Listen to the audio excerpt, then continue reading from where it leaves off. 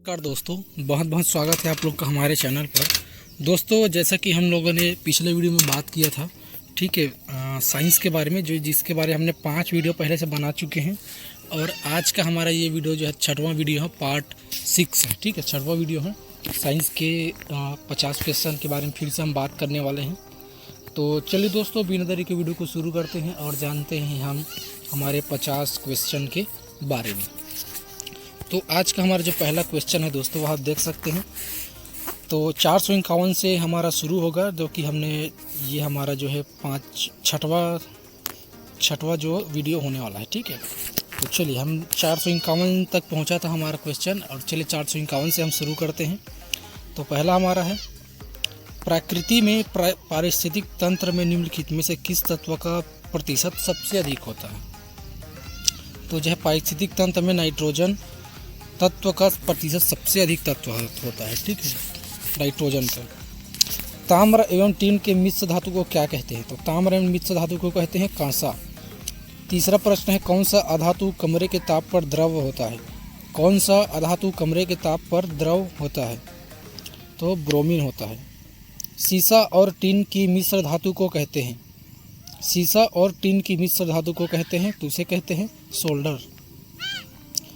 5वां क्वेश्चन है, कार्बन का कौन सा अनुरूप अधिक कठोर होता है। कार्बन का कौन सा अपरूप अधिक कठोर होता है। तो वह हीरा होता है। 6वां नंबर का प्रश्न है, कॉपर को वायु में जलाने से कौन सा यौगिक बनता है। तो कॉपर ऑक्साइड यौगिक बनता है। 7वां प्रश्न है, सिलिका क्या है। सिलिका क्या है। तो वह है उपधातु है। अगला प्रश्न है, धातुओं को पीटकर पत्थर बनाया जाता है, यह धातु के किस गुण धर्म को बतलाता है। तो यह जो है आघातवर्ध्यता को बताता है। आघातवर्ध्यता को बताता है। अगला प्रश्न है, अगर किसी मिश्र धातु पारद है तो उसे क्या कहते हैं। अगर किसी मिश्र धातु एक धातु पारद है तो उसे क्या कहते हैं। तो उसे कहते हैं अमलगम। अगला प्रश्न है, जस्ता के अयस्क हैं। तो जस्ता के अयस्क क्या है। Zinc blende. स्वप्रो का अध्ययन करता है। स्वप्रो का अध्ययन करता है, तो वह करता है ओनिरोलॉजी, ठीक है, ओरिनोलॉजी। शुष्क सेल में किस तरह की ऊर्जा विद्युत होती है। शुष्क सेल में किस तरह की ऊर्जा विद्युत होती है। तो यह होती है रासायनिक ऊर्जा। 63वां प्रश्न है, यानी कि 13वां प्रश्न हुआ हमारा आज का। भारतीय अंतरिक्ष अनुसंधान संगठन की स्थापना कब हुई थी। भारतीय अंतरिक्ष अनुसंधान संगठन की स्थापना कब हुई थी। तो यह हुई थी 1969 में। भारतीय अंतरिक्ष अनुसंधान कहाँ स्थित है। भारतीय अंतरिक्ष अनुसंधान संस्था कहाँ स्थित है। तो यह जो स्थित है बेंगलोर में, जिसे हम ISRO कहा जाता है। अगला प्रश्न है, सेंट्रल ड्रग्स रिसर्च इंस्टीट्यूट कहाँ स्थित है। सेंट्रल ड्रग्स रिसर्च इंस्टीट्यूट कहाँ स्थित है। तो यह लखनऊ में स्थित है। अगला हमारा प्रश्न है, एल्यूमिना का विद्युत अपघटन करने पर एनोड पर कौन सी गैस जमा होती है। एल्यूमिना का विद्युत अपघटन करने पर एनोड पर कौन सी गैस जमा होती है। तो यह ऑक्सीजन गैस जमा होती है। इस्पात में कितना प्रतिशत कार्बन है। इस्पात में कितना प्रतिशत कार्बन है। तो यह 2% कार्बन है। रक्त का दाब किस यंत्र से मापा जाता है। रक्त का दाब किस यंत्र से मापा जाता है। तो यह जो है स्फिग्मोफैनोमीटर से नापा जाता है। सिग्मोमैनोमीटर से नापा जाता है। छींकने से दिल की धड़कन कितने सेकंड के लिए रुक जाती है और फिर जारी रहती है। तो हमारे छींकने से जो है 1 सेकंड के लिए दिल की धड़कन रुकती है और फिर से वह जारी हो जाती है। 470 नंबर का प्रश्न है, किस विज्ञानमयी पक्षियों से संबंधित अध्ययन करता है। किस विज्ञानमयी पक्षियों से संबंधित अध्ययन करता है। तो यह जो है ऑस्टियोलॉजिस्ट के विज्ञानमयी से पक्षियों से संबंधित अध्ययन करता है। निम्नलिखित में से किसकी वेधन क्षमता अधिक है। निम्नलिखित में से किसकी वेधन क्षमता अधिक है। तो यह जो है गामा किरणें की वेधन क्षमता अधिक है। ट्रेडमिल टेस्ट कौन सी चिकित्सा से संबंधित है। ट्रेडमिल टेस्ट कौन सी चिकित्सा से संबंधित है। तो यह जो गुर्दा से संबंधित है। धातु के बर्तन में खाना बनाया जाता है क्योंकि यह ऊष्मा का सुचालक है। ऊष्मा का सुचालक है। कौन सी धातु जल के साथ अभिक्रिया करती है? कौन सी धातु जल के साथ अभिक्रिया करती है? तो यह करती है पोटासियम। रासायनिक यौगिक के गलनांक एवं क्वथनांक उच्च होते हैं, ठीक है। आयनिक यौगिक के गलनांक और क्वथनांक उच्च होते हैं। निम्न में कौन सा ऑक्सीकरण नहीं है? तो यह जो है अवक्षेपण जो है ऑक्सीकरण नहीं है। 77 नंबर का प्रश्न है, नमक के घोल में सिल्वर नाइट्रेट का घोल डालने पर दही जैसे पदार्थ उत्पन्न होता है, यह कौन सी अभिक्रिया है? तो यह जो है उदासीनीकरण अभिक्रिया है। 78 नंबर का प्रश्न है, साक्षरण किस प्रकार की अभिक्रिया है? साक्षरण किस प्रकार की अभिक्रिया है? तो यह जो है उपचयन अभिक्रिया है। 89 नंबर का प्रश्न है, किसी रासायनिक अभिक्रिया में ऑक्सीजन के अनुपात का बढ़ना क्या कहलाता है? तो यह जो है उपचयन अभिक्रिया कहलाता है। अगला प्रश्न है, निम्न में कौन सी विक्रिया को युग्म हमेशा साथ होते हैं? निम्न में से कौन सी विक्रियाओं के युग्म हमेशा साथ साथ होते हैं? तो यह जो होते हैं उदासीनीकरण और विस्थापन जो है साथ साथ होते हैं।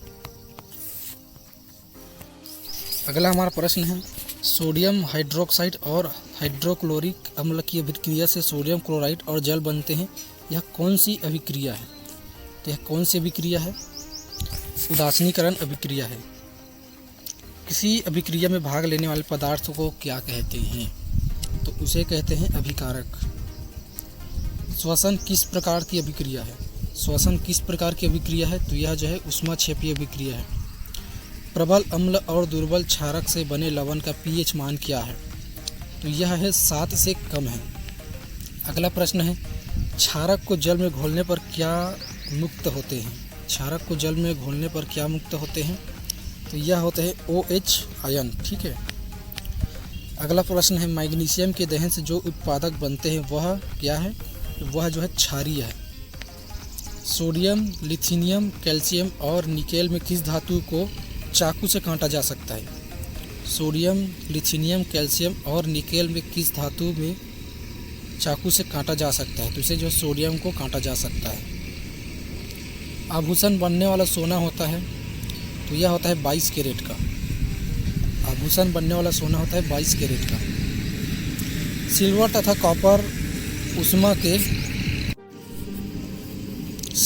कॉपर ऊष्मा के सबसे अच्छे चालक हैं। आंसर हो जाएगा सी। अगला प्रश्न है, इनमें से कौन सी द्रव्य धातु अवस्था में पाई जाती है? इनमें से कौन सी धातु द्रव अवस्था में पाई जाती है? तो राइट आंसर हो जाएगा ए, मरकरी। अगला प्रश्न है, निम्न में से किस धातु को केरोसिन में डुबा कर रखते हैं? तो राइट आंसर हो जाएगा सी, सोडियम। अगला प्रश्न हमारा है, निम्न में से कौन सी अधातु पानी में डुबा कर रखी जाती है? तो राइट आंसर हो जाएगा सी, श्वेत फास्फोरस। अगला प्रश्न है, निम्नलिखित में से कौन सी धातु तार के रूप में उपलब्ध है? तो हमारा राइट आंसर हो जाएगा डी, कॉपर। अगला प्रश्न हमारा है, भूपर्पटी में स्वतंत्र अवस्था में पाए जाने वाला धातुओं निम्नलिखित में से कौन सी है? तो वह है राइट आंसर हो जाएगा बी, Ag। अगला प्रश्न हमारा है, निम्न में से कौन सा अधातु है? तो अधातु कौन सा है? हाइड्रोजन। बाकी सब लोहा, सोना, कोबाल्ट ये सब धातु हैं, हाइड्रोजन जो है अधातु है। अगला हमारा प्रश्न है, आदिश राशि है, तो आदिश राशि क्या है? तो ऊर्जा है। अगला प्रश्न हमारा है, निम्नलिखित में से कौन सा सदिश राशि नहीं है? सदिश राशि नहीं है, तो सदिश राशि कौन सा नहीं है? वह राइट आंसर होगा सी, द्रव्यमान। निम्नलिखित में से कौन वेक्टर मात्रा है? निम्नलिखित में से कौन वेक्टर मात्रा है? तो वह है बल। अगला प्रश्न हमारा है, एम्पियर क्या मापने की इकाई है? एम्पियर क्या मापने की इकाई है? तो यह है करंट मापने की इकाई है। और हमारा दोस्तों आज का सब लास्ट क्वेश्चन यहाँ पर देख सकते हैं, जो कि 500 तक हम पहुँच गए। तो लास्ट हमारा क्वेश्चन है, एसआई पद्धति में लेंस की शक्ति की इकाई क्या है? एसआई पद्धति में लेंस की शक्ति की क्या इकाई है? तो राइट आंसर हो जाएगा हमारा डी, डायोप्टर। ठीक है, डायोप्टर। तो आज का हमारा दोस्तों फिर से 50 क्वेश्चन का टारगेट पूर्ण हुआ। ठीक है, जो कि सभी हमारा साइंस के ऑब्जेक्टिव क्वेश्चन थे। तो आज की इस वीडियो में बस इतना ही दोस्तों। हम जल्द मिलेंगे। हम फिर से अगले वीडियो में हमारे 50 से 100 क्वेश्चन को लेकर के पुनः उपस्थित हो जाएंगे। और अगर आप किसी भी चीज़ का क्वेश्चन आंसर चाहते हैं तो हमें कमेंट कीजिएगा, हम उसके लिए वीडियो बना देंगे। तो आज की वीडियो में बस इतना ही दोस्तों, मिलते हैं नेक्स्ट वीडियो में। वीडियो का अच्छा लगा तो लाइक कर दीजिएगा, शेयर कर दीजिएगा और हमारे चैनल को सब्सक्राइब कर लीजिएगा। तो मिलते हैं दोस्तों नेक्स्ट वीडियो में, तब तक के लिए धन्यवाद। जय हिंद, जय भारत।